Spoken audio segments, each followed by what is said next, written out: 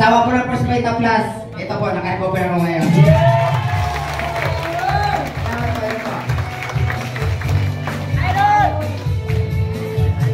Partner, palakpakan naman po natin si Sir Alan. Grabe.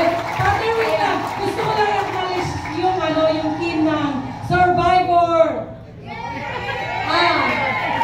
Team Survivor. Team Survivor.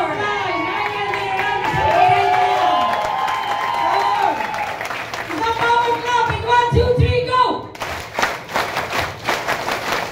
Power! Talaga yan.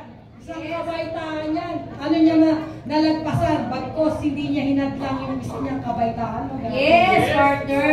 Kaya Hindi po talaga lahat ng mga kabataan ay nabubuksan. Kaya grabe. ako kaya nga partner dito sa First Vita Plus, hindi hadlang ang kabaitaan, ang may edad, hindi ka hadlang dyan. Yes, Basta partner. gusto mong gawin ng First Vita Plus, you are welcome!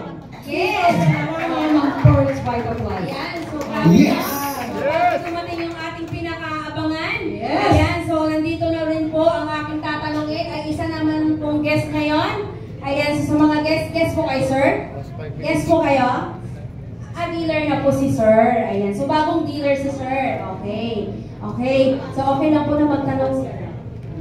So, estudyante po. So bilang estudyante, sir, sa tingin niyo po, ano po yung nakikita niyo sa First Vita Plus?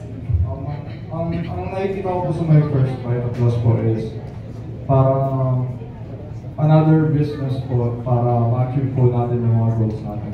Ang reason po kung bakit po nandito is as a student kasi po gusto ko po ma-achieve yung financial stability. And I think that itong Vita Plus po is nakakatulog. Yes! Ayan. So tama Yes, naman power. si sir, no? So, Tama naman. Oo, grabe po talaga. Yes. Palakpakan naman natin yung isang kabaitaan na yan. Yes, sir, sa pagpili ng isang negosyo. Ayan. Tama po yan. Ayan, Matutulungan ka po talaga. Yes, Yes. grabe, partner. Nandito na po? Ay, Yes. wala pa. Oh, di ba? Okay. So, Kaya partner, tama yan. isang matinding power clap muna tayo, ha? Ayan, so dapat malakas na malakas. Dapat sumigaw o humiyaw po tayo.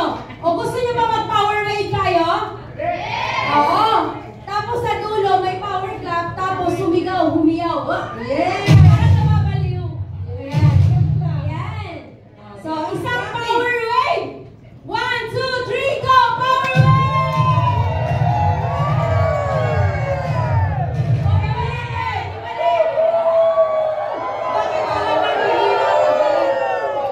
Ulit! Gutom pa ba kayo?